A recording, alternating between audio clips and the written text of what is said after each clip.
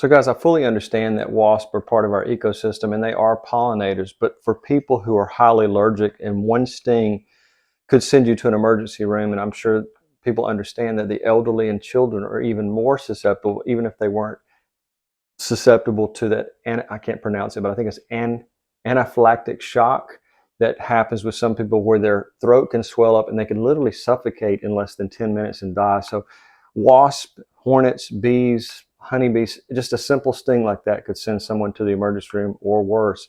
So what I'd like to say is, if it's not an issue with you, then this wouldn't be a product you need to worry about. But I think that people should be able to enjoy the outdoors, and especially if they have a garden or a yard, they should be able to go out and enjoy it. So I do understand there's a lot of controversy about killing things in nature, but sometimes it's better to be cautious than to be sorry and end up in the hospital for a week or maybe longer. So anyways, I did make a video previously that had a lot of feedback from people that didn't like the idea of me making these.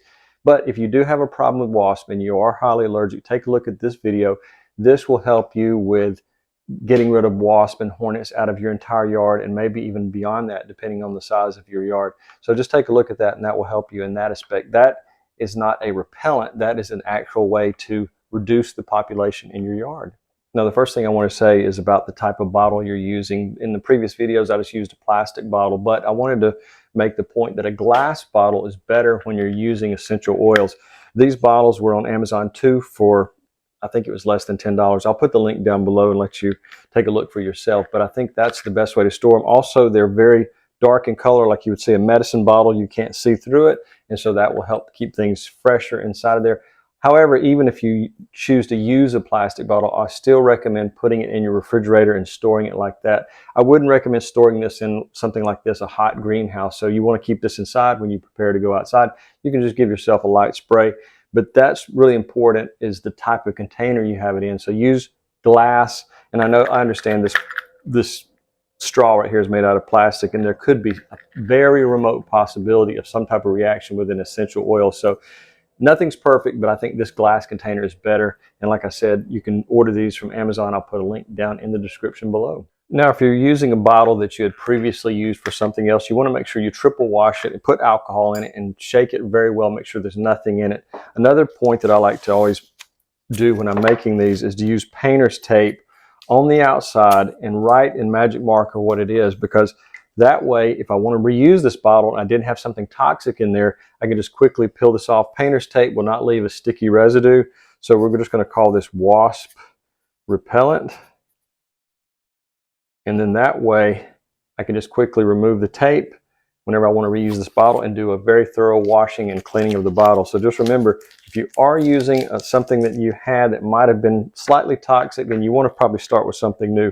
Don't take a chance on cross-contaminating your wasp repellent that's going to be on your skin, because you can have something that's called dermal absorption, which can get a negative toxic product into your bloodstream just from the outer part of your skin. Now, the first thing we're going to do is we're going to add 2 tablespoons of either rubbing alcohol, vodka, or even witch hazel, which is going to act as an emulsifier, and also it will extend the shelf life of your wasp repellent. I'm just going to go with rubbing alcohol. We want 2 tablespoons, and this would be a little bit easier with a funnel, so I'm just going to take my funnel there, take 2 tablespoons, and this also helps our essential oil mix properly with our water, in addition to expanding the shelf life. And so we just want to make sure we do 2 tablespoons for those reasons. Now, our next ingredient is the essential oil, and I've got 2 different types here. I have a pure peppermint extract, and then I have a peppermint oil, and I think the extract is more pure, and I think that's one I would choose. Sometimes your oils tend to have more alcohols added to them, so they're diluted. So if you want a more concentrated peppermint, you use the extract, and that will work better. So either way, the extract is going to be more expensive. I'll put links to both of these in the description, but this is the key ingredient. Peppermint smells great to humans, at least it does to me, and most of the people I know, they really like it. When I get around them, I smell like peppermint, they ask me where the piece of candy's at, and they want some. But anyways, you want to use this as a half of a teaspoon into our formula. So I'm going to use the extract. This is a brand new bottle. I just had it shipped in, and this smells great. Half a teaspoon of the extract. And if you want to use more, that's okay. But one thing I will say, that you want to make sure that you don't have a reaction to it, because what doesn't bother most people, people with sensitive skins may have an issue. So just dab just a small amount once you've mixed it together, not in the pure form, but once you mix it, spray just a small amount on your wrist to see if you have any type of rash, itching, anything, and wait 24 hours before you spray it all over yourself. Now, about spraying your face, you don't want to spray this anywhere around your eyes, your nose, your ears. You want to spray it on your hand and just gently pat it on your face and the back of your neck. I just always do that because I don't want this into my lungs or my eyes, which will really burn if you know anything about peppermint. So that's really important to do. So we've added our peppermint extract. You can, if you don't have peppermint extract, you can use the oil. Either one works great, but the smell is really repulsive to wasp, and it will keep the wasp away from you. So let's move on to the next step. Now, you're not limited just to peppermint oil. You could use lemongrass, eucalyptus, a citrusy sort of essential oil. So just remember that you can add some things to it, but I like the peppermint just alone because I love the smell of it, along with the alcohol and one other ingredient that I think that's really important to keep the wasp at bay when you're walking, hiking, working in your garden. Now, the next thing we want to add to our spray here is the purest form of water we can get, which is distilled water. So I'm going to use half a cup of distilled water. And if you have a lot of people in your group and you're going out hiking or whatever, you can double this recipe. This particular bottle would probably hold double, so I could have made double the size, but I'm just doing this for the video. But anyways, that is our main ingredients. But this last ingredient is apple cider vinegar, and this is another thing that wasps really hate. It repels them. But we're not going to use a lot of this because of the smell. We're going to use 1/4 of a teaspoon, so really a small amount. And let's see, we've got a 1/4 teaspoon here, and just not really a lot necessary, but it does have a very strong smell. So I'm going to try to get that in there without making a mess. So that is also a wasp repellent. Now, some of the reasons that wasps might be attracted to you is the colors you're wearing. They say that blues are one of the better colors to wear because it tends to keep wasps away. Yellows and reds are going to attract them, maybe because of the flower effect. Maybe it looks like you're a giant flower and the wasps are going to be attracted to you. So dark colors like maybe a blue would keep them away from you. There's something about the UV color there that they see that kind of keeps them away.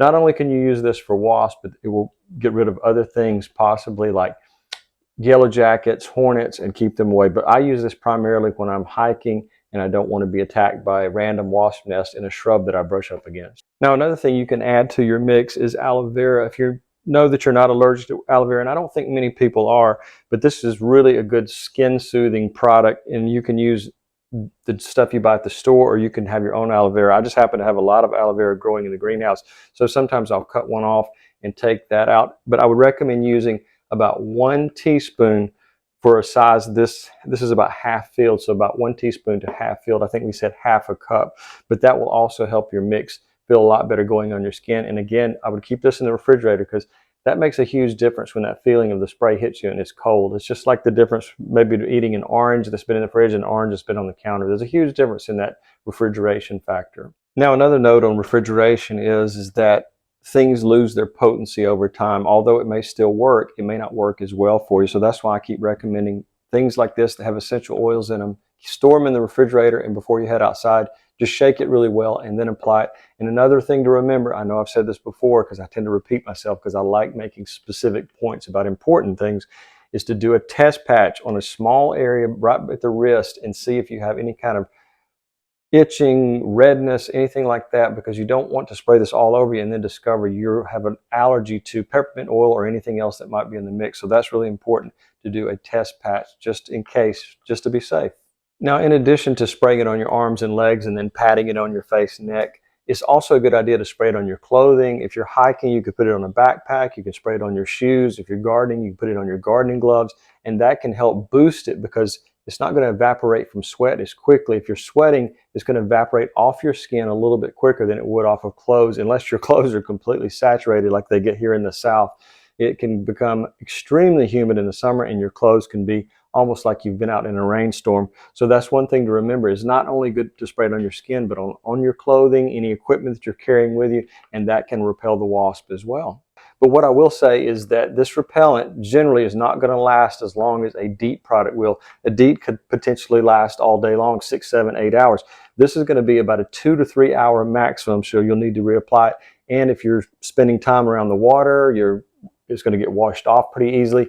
If you're sweating a lot, again, it'll be removed from the skin through that method. So just remember, reapplying this anywhere from 1 to 3 hours, depending on circumstances and how much you're sweating and whether or not you're doing water sports. Now, another thing you could add to this is a 1/4 teaspoon of coconut oil, and that could act as a carrier oil and add an actual added layer of protection to your skin and have kind of a soothing effect. So just regular coconut oil can help boost it as well if you like coconut oil. Now, as I think back to all the questions I've been asked about previous essential oil products that I've put together in different recipes, I know one of the common questions is about pets, cats and dogs. I wouldn't put this on a cat or dog. First, I don't know how much they need it, but if you do have a cat or dog that's going to be hiking with you or spends a lot of time out in your yard, I know that sometimes your vet can give you something that will help keep them away. I had a German Shepherd that nearly died from mosquito bites and what resulted after the fact. It's a long story, but anyways, don't use this on pets, and also small children. I wouldn't use it on small children. If you do have a child maybe ages 3 or above, maybe that's a little safer, but I would talk to your pediatrician and ask him if he feels like it's safe to use. Definitely wouldn't use it on a baby, and especially around the eyes, nose, and mouth, even on yourself.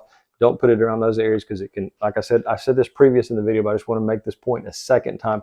No eyes, mouth, nose. Just pat it on your hand, spray it on your hand, and then pat it on your face carefully, and that way you don't have to worry about breathing it in because that peppermint oil is quite strong. So I spent most of the afternoon doing research on the benefits of peppermint oil in the skin because I wanted to see if there was anything out there anywhere that said that peppermint oil was toxic to the skin. Now, from what I was able to find, even the FDA says that peppermint oil is very, very safe for the skin and it won't hurt you. But again, some people are allergic to things that 99.9% of the population can deal with. That's why I always recommend a test patch.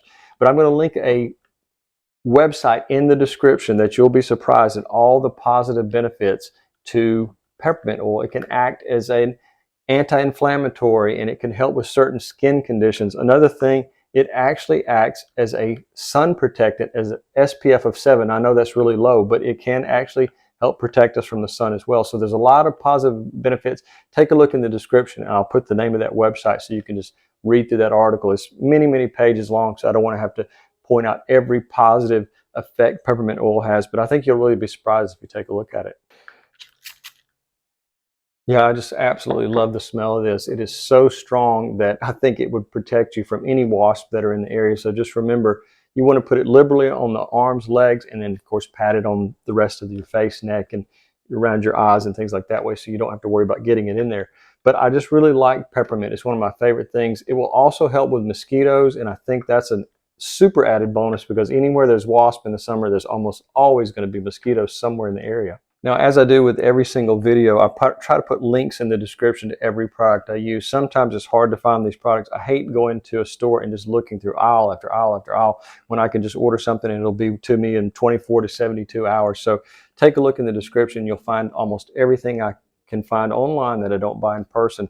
You can get it shipped directly to you a lot quicker. I want to say one more thing about questions. I get a lot of questions, so I would just please ask that you become a public subscriber first because I filter all my comments to see who's a public subscriber and I answer those questions first.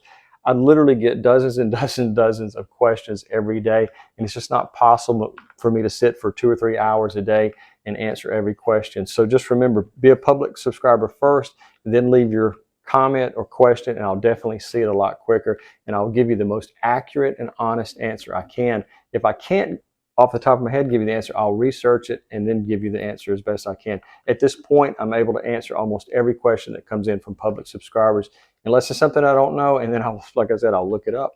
So guys, I just want to say thanks so much for watching. If you're planning on going and doing an outdoor activity such as hiking, camping, or just whatever it is that you like to do outdoors, gardening such as myself, this right here will make it a lot easier to spend time outdoors if you're petrified of being stung by a wasp and you have that type of potential to be severely impacted by a wasp sting. So I thank you so much for watching and have a great day.